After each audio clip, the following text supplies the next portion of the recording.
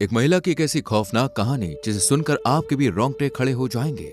एक महिला जो अपनी ही मौत की तारीख खुद तय करती है, फिर उसके बाद जिंदा हो जाती है और जिंदा होने के बाद उसने जो किया और जो सच सामने आया उसने भारत ही नहीं बल्कि अमेरिका के वैज्ञानिकों के भी होश उड़ा दिए। तो तैयार हो जाइए उस कहानी के बारे में सुनने के लिए जिसे भारतीय इतिहास की सबसे डरावनी घटनाओं में गिना जाता है। दोस्तों, दिल दहला देने वाला एक किस्सा और कहीं का नहीं बल्कि उत्तर भारत का है, जहां साल 1984 में सुमित्रा नाम की एक महिला अपने नवजात बच्चे को अपने सीने से बांधकर कुएं के पास पानी भरने के लिए जाती है।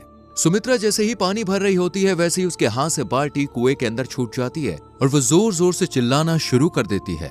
उसकी आवाज सुनकर आसपास की महिलाएं सुमित्रा के पास जाती हैं, लेकिन तभी सुमित्रा अचानक से चिल्लाना बंद करके अजीब तरह की हरकतें करने लगती है।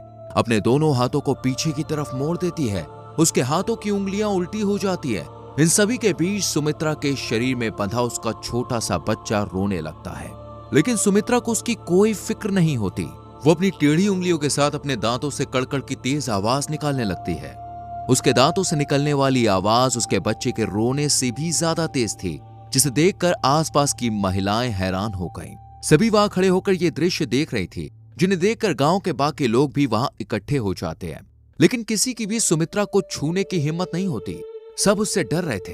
ये सब कुछ करीब 10 मिनट तक चलता रहा और फिर सुमित्रा अपने आप ही शांत हो जाती है और बिल्कुल नॉर्मल हो जाती है। सुमित्रा को याद तक नहीं था कि उसने क्या किया। उसका सर भारी हो गया। गांव वाले उसे हैरानी की निगाहों से देख रहे थे, लेकिन किसी ने भी उससे कुछ नहीं कहा। सबको लगा कि अभी कुछ ही हफ्तों पहले सुमित्रा ने बच्चे को जन्म दिया है, शायद इसी वजह से शरीर में थकान होगी और उसने इस तरह की हरकत करी होगी। घर पे जाके भी सुमित्रा ने किसी से कुछ नहीं कहा, ना ही अपने पति से, ना ही सास ससुर से। पर इस घटना के कुछ हफ्तों बाद जब सुमित्रा घर पर खाना बना रही थी, तभी वो दोबारा से इसी तरह की हरकत करती है और इस बार तो न केवल उसने अपने हाथों की उंगलियों को पूरा टेढ़ा कर लिया, बल्कि अपने मुंह से वो बहुत ही डरावनी और अजीब तरह की आवाजें भी निकाल रही थी, जिसे देखकर सुमित्रा के ससुर उसके पास जाते हैं और उसे हिलाकर ठीक करने की कोशिश करते हैं, लेकिन सुमित्रा शांत नहीं होती।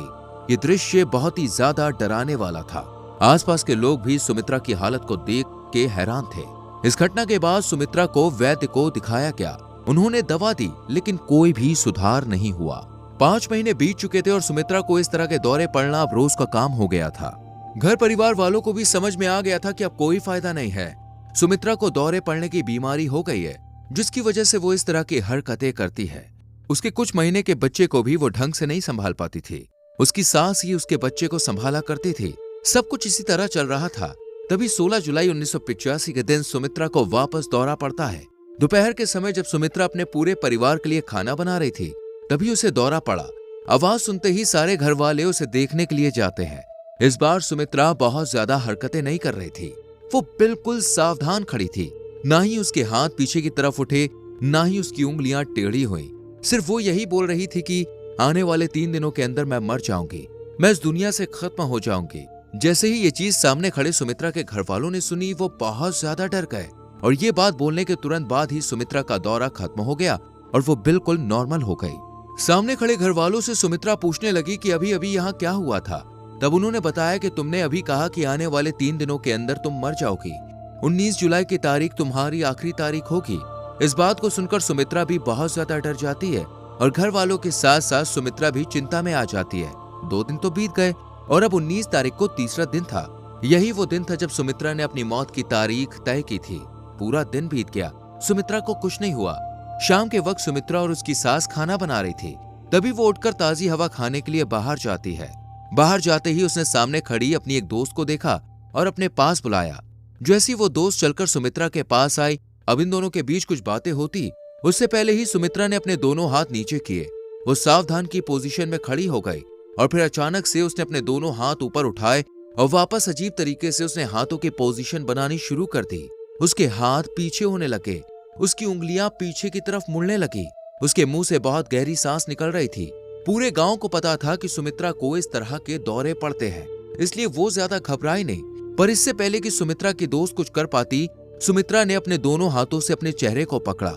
बहुत ही अजीब तरीके से वो अपने चेहरे को हिलाने लगी। चेहरे को पीछे करके उसने अपने दोनों हाथ ऊपर की तरफ किए।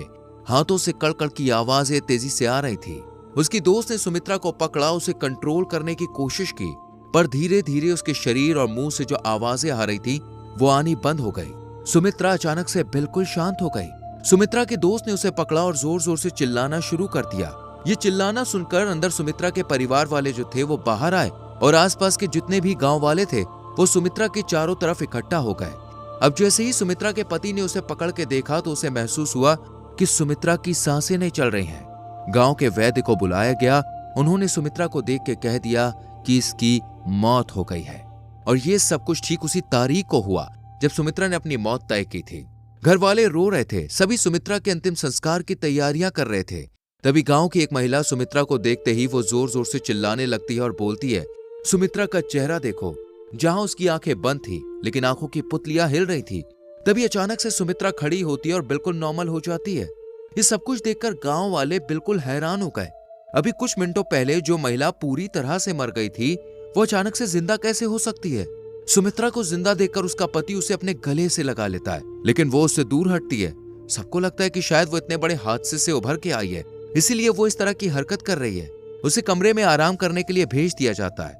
गांव वाले भी अपने अपने घर में चले जाते हैं। अब सुबह होती है। सुबह उठते ही उसका पति वापस सुमित्रा को संभालने के लिए उसके पास जाता है, लेकिन सुमित्रा उसे फिर से दूर हटा देती है और घर से निकलकर भागने लगती है। सुमित्रा के ससुराल वाले भी उसके पीछे पीछे भागने लगते हैं। तभी सुमित्रा का पति उसे पकड़ लेता है और कहता है कि तुम मुझसे भाग क्यों रही हो। इसके बाद सुमित्रा कहती है, तुम किसी की पत्नी को छू कैसे सकते हो? मैं तुम्हारी पत्नी सुमित्रा नहीं बल्कि शिवा हूं। यह बात सुनकर सभी के पैरों तले जमीन खिसक जाती है। सबको लगता है कि सुमित्रा के साथ हुए हादसे की वजह से वो इस तरह की बातें कर रही है। पर उस दिन के बाद से सुमित्रा की चाल ढाल, रहने का तरीका सब कुछ बदल चुका था। वो अलग तरह से साड़ी पहनने लगी थी। अनपढ़ सुमित्रा पढ़ने लिखने लगी थी और उसने कुछ लेटर लिखे और अपने ससुराल वालों को कहा कि इन्हें पोस्ट कर दीजिए। ये सिलसिला इसी तरह चलता रहा और देखते ही देखते 3 महीने बीत गए। तभी एक दिन अचानक से सुमित्रा के घर पर एक शख्स आता है जिसने अपने हाथ में एक किताब पकड़ रखी थी। उसने अपना नाम राम त्रिपाठी बताया। उस आदमी ने सुमित्रा के पति से कहा कि मैंने सुना आपके घर में कोई महिला अजीब अजीब हरकतें कर रही है, क्या मैं उससे मिल सकता हूँ? सुमित्रा का पति पहले तो मना करता है, लेकिन फिर बाद में सुमित्रा को राम त्रिपाठी के बारे में बताता है। ये नाम सुनते ही अपने आप को शिवा बताने वाली सुमित्रा तुरंत जाकर राम त्रिपाठी के गले लग जाती है। फिर सुमित्रा राम त्रिपाठी को अपना शिवा बताती है और जैसे ही राम त्रिपाठी ने ये नाम सुना वो वहीं पे पिघल गया। उसे अपने कानों पर विश्वास नहीं हो रहा था, लेकिन फिर उसने अपने हाथों में मौजूद किताब, जो किताब नहीं बल्कि शादी की एल्बम थी, वो उसे दिखानी शुरू कर दी, जिसमें मौजूद लोगों को सुमित्रा अच्छी तरह से पहचान रही थी। एक एक इंसान का नाम बता रही थी। ये देखकर राम त्रिपाठी के संग संग सुमित्रा का पति भी हैरान हो गया। ये लोग पहचान नहीं पा रहे थे कि सुमित्रा इन लोगों के बारे में कैसे जानती है। तभी उस एल्बम में एक चेहरा देखकर सुमित्रा कहती है कि किसी ने मेरे सर पर ईंट मार के मेरी हत्या की थी। इतना सुनते ही राम त्रिपाठी सुमित्रा को गले लगा के रोने लगता है। दोस्तों, पुनर्जन्म की कहानी बहुत ही ज्यादा हैरान करने वाली है, जिसकी तहकीकात करने के लिए अमेरिका से वैज्ञानिक आए। उन्होंने सुमित्रा से कई सारे सवाल जवाब किए और उसने शिवा होने के सभी सबूत भी दिए। पर इस तरह की अविश्वसनीय घटना को मानने के लिए कोर्ट बिल्कुल भी तैयार नहीं थी। इसलिए शिवा की हत्या करने वाले उसके ससुराल वालों को कोई सजा नहीं मिली। पर पुनर्जन्म की इस कहानी ने दुनिया भर को सोचने पर मजबूर कर दिया। बाकी आपने कभी इस तरह की कहानी सुनी है या ऐसा कोई एक्सपीरियंस किया है कभी? कमेंट करके जरूर बताएं। वीडियो को लाइक और शेयर करके चैनल को सब्सक्राइब कीजिए, बेल आइकॉन प्रेस करें। मिलते हैं अगली वीडियो में। Till then, bye bye.